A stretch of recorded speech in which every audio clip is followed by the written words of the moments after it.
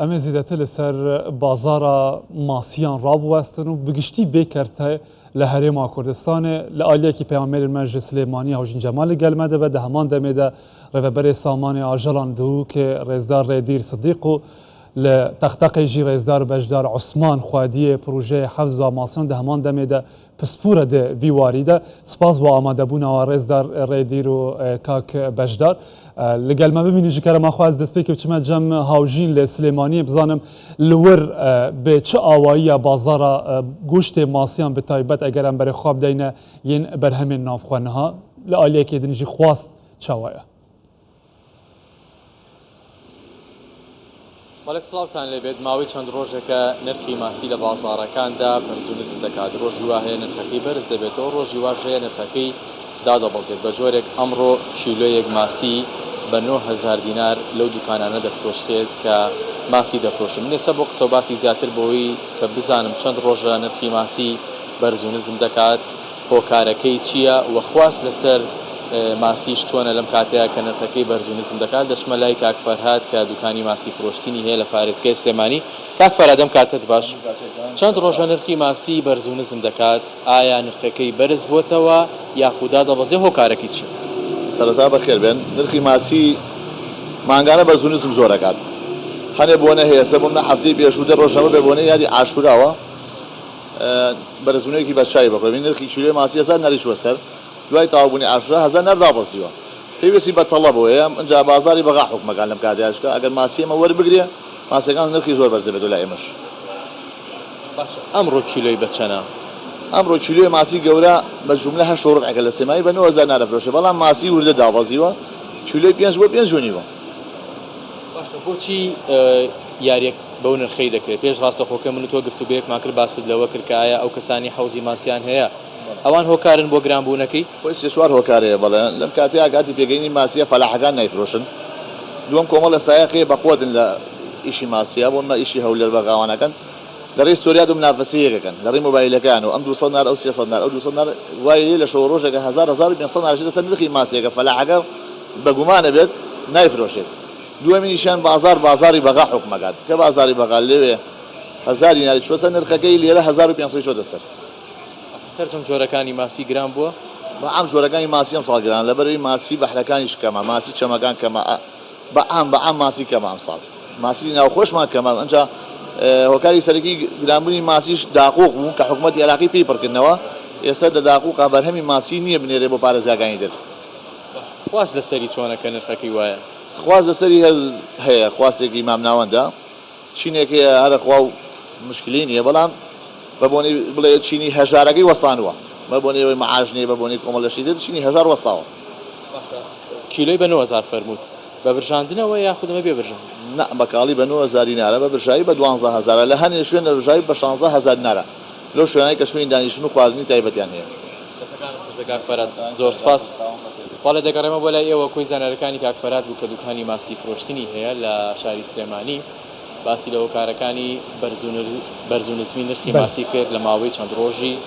ڕابردوودا کە ئەمڕۆژ کیلۆیەک ماسی کیلۆی بە 9000 لە بازاڕەکان دەفرۆشرێت. هاوژین جەمال و چەگەهانەیە کوردستان 24 سلێمانی لەگەلمە بۆی دەم باش ئەستێمە جەموا ڕێزدار بەشدار و کاک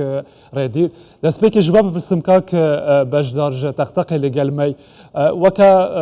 یەک دوکانداران وا بهیست لە سلێمانی دەڵێتن کە یەکێک لە هۆکارەکانی بەرزبوونەوەی نرخی ماسی خاوەن حەوزەکانی ماسین کە ئێوەش حەوزتان هەیە و پسپورن لەم بوارە ئێوە بچی هۆکارەکە دەگەڕێنەوە سەرەتا سەلامی خواتان لێبێت بە شێوەیەکی گشتی وەک کاک فەرهاد گوتی هەندێک لەو بابەتانەی کە هۆکارن بۆ بەرزبوونەوەی سعری ماسی بەتاکید هۆکارە سەرەکیەکەی کەوەیە لەو ڕۆژانەی کە خواستی لەسرە ئیتر بە پۆنەی بۆنی تایبەتەوە بیان حاڵەتانە یان سەرەتایی کە ئەو ڕۆژان سەرەتایانی کە معاش دێت تەسیرێکی دەبێت لە بازار و یەکێ لە هۆکارە سەرەکیەکان کە بازاری بەغدایە تەڵەب لەسەری کە بەرزونزمەکە بازاری بەغدا تەڵەبی زۆرە ئەگەر کە جوڵە دەکات و تەڵەبیات دەست پێ دەکات تەسیر ڕاستەخۆ تەسیر لە بازاری کوردستان و حەوزەکانش دەکات لەبەرەوەی کە تەڵەب زیادی کرد خواست لەسەری زیاد بوو لە ئێستا ماسیش وەک پێویست زۆر نییە لەبەرەوەی ئەگەر ئێمە یەکێ لە هۆکارانی کە ماسی کەمە و خواستی لەسرە عادەتەن هەر شتێکە کەم بوو خواستی لەسەر بوو عادەتەن سعری بەرز دەبێتەوە ئێمە بەهاران و پاییزان گرفتی گەورەمان لەوەیە کە بەشێکی زۆری لە ماسیەکان تووشی نەخۆشی دەبن و تووشی گرفت دەبن و دەمرن ئەوە ژوا دەکات ئێمە لە هاوینان و لە دستانان وەک پێویست ماسیمان نەبێت کە ڕێژەیەکی تەواو بەردەست نەبوو هەمان بووە نەخۆشی ئەمساڵ هەمان زۆر بەتایبەت لە ماوەیەدا کە بە ماسی کەوت بێتن یان نەخۆش کەوت بن ئێشتا ماسی وەختی وەرزی نەخۆشکەوتنی ماویە عادەتەن لە مانگی سێ ئەوانەی کە ماسی نیوچیلۆ ئەوانەی کە هەبوو یان چیلۆکە پێدەگەیشت بۆ ئێستا فترێکی مانگی سێ بەهۆی نەخۆشیەوە مرد و ئەوەی ئێستا هەیە تقریبان هەتا نزیک مانجی 9 بە دواوە مانجی دا گەرمەی نەخۆشی دەبێت کە نەخۆشی زیاد دەکات دەست پێ دەکات لە کە جەو گۆڕکە دروستە بێت لای خۆمان بەهۆی بەرزونزمی لە پلەی گەرمی و سەریع بەرزبوونەوە و دابەزین کە جەو خۆتان دەزانن لە شەوا بە جۆرێکە و لە ڕۆژا بە جۆرێکە تەئسیری ڕاستەوخۆ لەسەر ماسی دەبێت و هۆکارە بەوەی نەخۆشکەوێت ئێمە ئەگەر ماسیمان کەم بوو وەک باسم کرد تەڵەبیاتش لەسەری زۆر بوو بە تەکید سعر بەرز دەبێتەوە باش زیاتر لەسەر ڕاداوەستنی لە بەغدا ئەوەی بەغداش تەسیر بەێ زیاتر لەسەر ڕاداوەستی بچمە جەم کاک ڕێدیر سدیق لەبەرێ سامانەی ئاژەڵان ji dihûkê li gelme kak rêdîr dubarê spas bu amadebûnawe li sinûrê parêzgeha dihûkê eger em behez bikin hem ji aliyê berhemanîn û hem ji aliyê xwastê ve ku rasterast bandûrê li ser nirx jî çê dike ev sala dihûk di çi asî de ji vî alî be gelek spas bû vê derfetê sebaret rewşa samanê masyal parêzgeha dihûkê eşin bêjim van sê heftiyê berî nûkeda buhê wê taradeyekê giran bû yani kilo masya yani kar ben bêjin em wî dikene pîver ji 10,000 bû 10,500 dînara bû bes xweşhalî ve eşin bêjim ev bû mayê 2 heftiye buhê wê taradeyekê hatiye xwar ew jî hatiye dewrberê 8,000 dînara ev ê kul proja da dîsan têne girtin bi xwastê vedgere yan masiyên zîdetir berdestin belê belê zanî ça berî şên bêjim mehekî pitir ya yekî ew bû werzê qedexe û masya bû kartêkirine gelek li bazarê dikir çinkî rêjeyeka mezin sikir û rîbarên Herêma Kurdistanê hata nav bazarî da ew berî mangek û nîva şên bêjim qedexe bû ku ew bête nav bazarî da yani piştbestina serekî ya dabînkirina bazarî ser projan bû proje jî ev sala taybetî evên Iraqê û dewrberê Bexda hezarata projeyên wan hatine xirabkirin ew jî bû eger hindê ku kêmasiya gelek kevîte wan deverê naverast û başûr bû eger hindê ku xwasta masya wan devera gelek zêde bî ser ew masiyên me hey û li vêrê jî hey proja da zorbeya wan hata hena dekirin bû wan devera bû eger hindê ku bi hal vêrê jî giran bît ev ca yani ev hevkêşek aborî he ku tişt gelek kêm bû bazarî da dê bi hay wî giran bît ew gelek zêde bû jî eger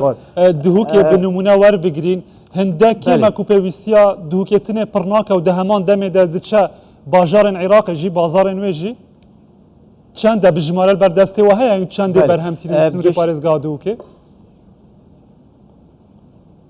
belê geştî ez bêjim Iraq herwasta Herêma Kurdistanê parêzgeha dihûkê jî hêşta negeştîne wî astê xwejîniyê ku şên hemî pêtiviya goştê masî bû xelkê dabîn bikin ji ber hindê û bu zêdebarî hindê ku ew me gote ew dehan sedan proje jî hatine xirabkirin ew jî bû egerekê dî ku masî êcar kêm bin û zêdebarî wê çendê jî ku projetmeyê nûke da pence masiyê tê xistîne nav proja da hêşta negeştîne astê berhemhînanê yani ku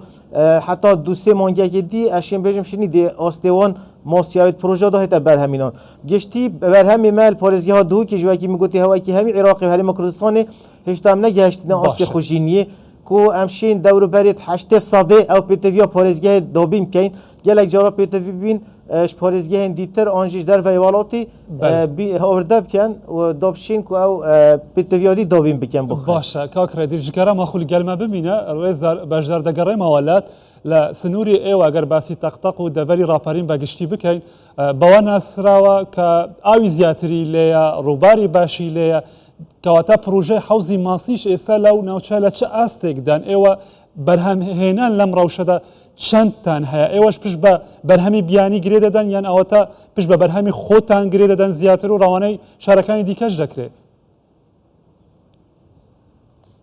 بەگشتی ئەگەر ئێمە بڵین تەقتەق و دەوروبەری یان ئەگەر دروستتر بڵین لە بەنداوی دوکان هەتا بە پردێ بە هەردوو بەریزەی بچووک پرۆژەیەکی زۆر زۆر دروست کراوە لە حوزی ماسی یعنی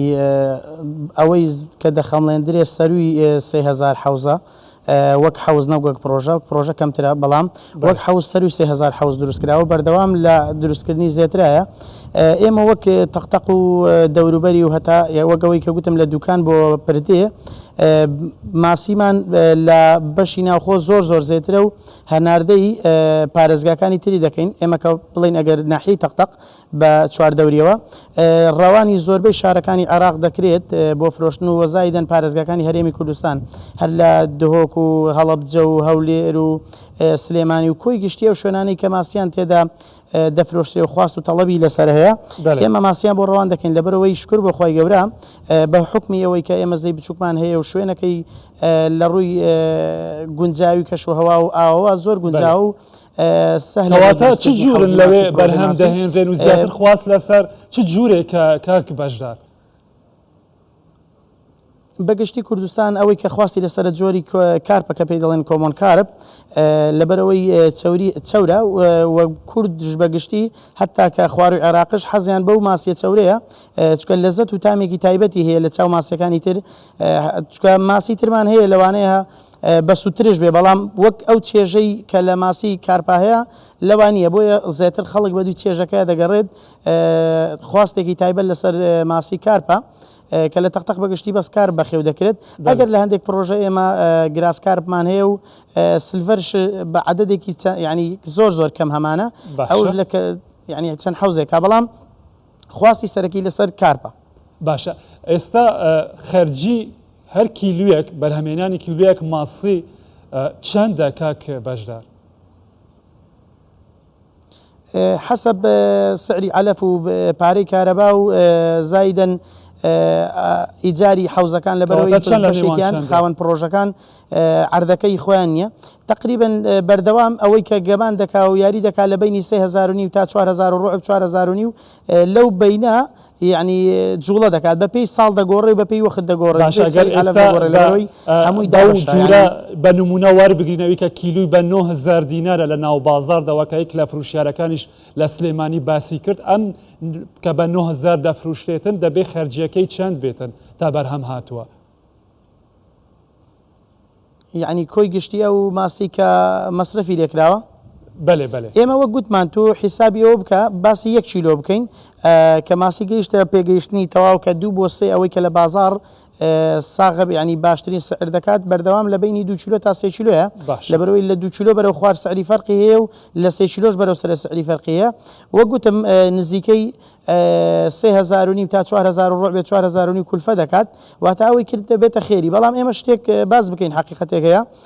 بەشێکی زۆری ئەوانەی کە ئێستا ماسییان هەیە دەتوانی بڵێ ئەوانە سەرکێشیان کردو و کە ماسیەکانیان هێشتۆتەوە تاکید بەشێک لە ماسیەکانیان پێشتر مردووە ئەو بەشەکەمەی کە ماوەتەوە بۆیە سعرەکە ژەوهار ڕادەوەستێ و ئاسان دانابەزێ ئەو فەلاحە خوازیارەکە ئەو بەشێکی ئێستا دەیفرۆشەیە قەرەبووی ئەوەی بۆ بکاتەوە کە ئەو زەرەدەی کەلی کەوتۆ بەهۆی مردنی ماسیەکەوەی لە پێشترە جا قەرەبوو دەکرێتەوە بەوە بەڵێ هەندێک جار شکر بەخوای گەورە قەرەبوو دەکاتەوە بە زیاد شەوی ئیسفادەی دەبێت الحەمدولله بە شێوەیەکی گشتی پرۆژەی ماسی پرۆژەیەکی ئیسفادە یعنی ئیسفادەی هەیە و ینی قازانجێکی دیاریکراوی هەیە الحەمدولله بەڵام کۆمەڵی هۆکار هەن زۆر جار ئەو قازانجا سفر دەکەنەوە یان هەندێک جار بەلای دەتوانین بڵێ سال باکە بەلای ئەوەی کە زەرەدش دەکا بەڵام بە شێوەیەکی گشتی الحەمدولله باشە ئەگەر نەخۆشی و ئافات لێی بگەڕێت شکری خوای دەوێت سعری زۆر باشە باشە کاک بەشدار کاک ڕێدیر ئەزبەت گەرم جەمتە پلان هەن ئەگەر بەحسی دووکێ بکەین و بگشتیش وەزارەتە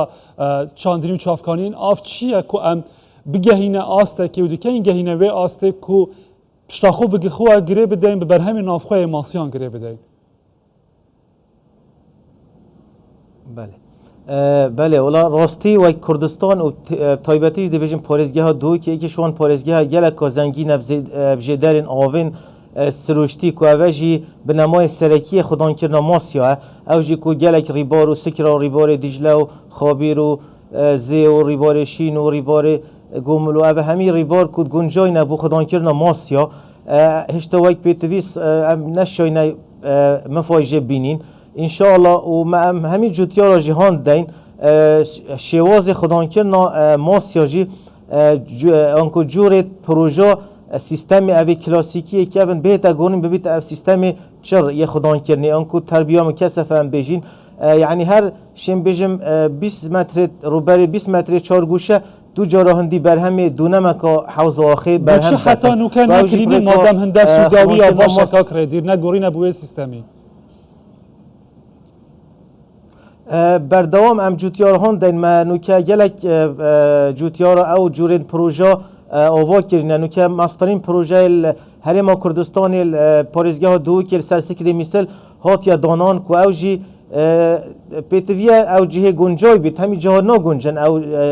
سیستم خدان که نانافقه فسادا و کی ما گوته سکری مثل آن سکری دی اوت هرما کردستان باشترین جهن و گنجای نبو خدان که نوا ماسیا جبرند جی ام نو که همی جوتیارت خو گلک هان دین کو وان پروژه آوا کن اف پروژه جی راستی گلک سرکفتی نه و برهمه که دهقاتی پروژه آخیجی هر واسه بو کوالیتی و ماسیجی تا ما ویج گلک خوشترش تا ما او ماسیت حوزه دا و هر واسه تیچوی وی تیچوجی گلک کمترش تیچوی ناف حوزه آخه دا باشه تا بحث وی پروژه کریه کو مازنترین لسر استا عراق و هرما کردستان لدهو که پار بهاتی دست بکرن